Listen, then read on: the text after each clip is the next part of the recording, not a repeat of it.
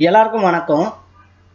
இந்த வீடியோவில் வந்து சனீஸ்வரர் 7ஆம் இடத்துல நம்ம ராசிக்கு இருந்தால் என்ன பலன் அப்படின்னு ஜோதிட சாஸ்திரம் சொல்லுது அப்படின்றத பற்றி சொல்ல போகிறேன். சொல்கிறதுக்கு முன்னாடி இந்த வீடியோ வந்து இந்து மதத்தோடையும் ஜோதிடம் ஜாதகம் இதில் நம்பிக்கை இருப்பவர்களுக்காக போடப்பட்ட வீடியோ.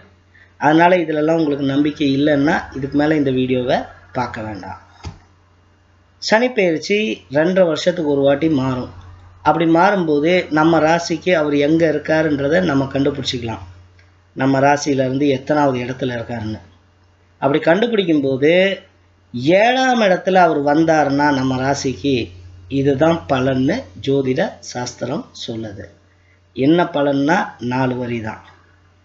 7இல் சனி வந்தால் எண்ணற்ற மாற்றம் வரும். நிறைய மாற்றங்கள் வாழ்க்கையில் நடக்கும். என்ன மாதிரி மாற்றங்கள்? சூடும் பகை விலகி துணிவோடு செயல் புரிய நாளும் பொழுதுமினி நல்லதே நடப்பதற்கு வாழ்வில் ஈஸ்வரனை வழிபட்டால் பலன் கிட்டும். என்ன சொல்ல வர்றாருன்னா 7ல் சனி வந்தால் நிறைய பிரச்சனைகள் இருக்கும். பகை எதிரிகள் எல்லாம் வருவாங்க. சூழும் பகை விலக, அப்படி வர பகைவர்கள் எல்லாம் விலகி ஓட துணிவோடு செயல் புரிய. அப்படின்னா என்ன அர்த்தம்னா துணிவு குறைஞ்சிரும், தன்னம்பிக்கை போயிடும்.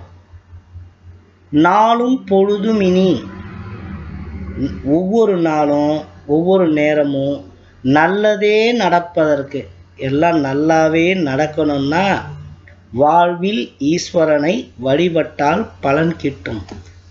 ஈஸ்வரன் சொல்கிற சிவபெருமான வழிபட்டு இந்த ஈஸ்வரரையும் சனீஸ்வரரையும் வழிபட்டு வந்தால் இதெல்லாம் மாறும். ஸோ ஜோதிட சாஸ்திரம் 7ஆம் இடத்துல சனி வர்றது அவ்வளோ நல்லது இல்லை அப்படின்னு ஹைலைட் பண்ணி காட்டியிருக்கேன்.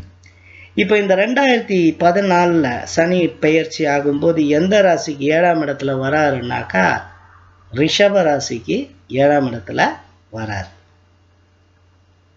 இதுதான் இந்த வீடியோவில் சொல்ல வந்தேன். நன்றி, வணக்கம். Please do take care.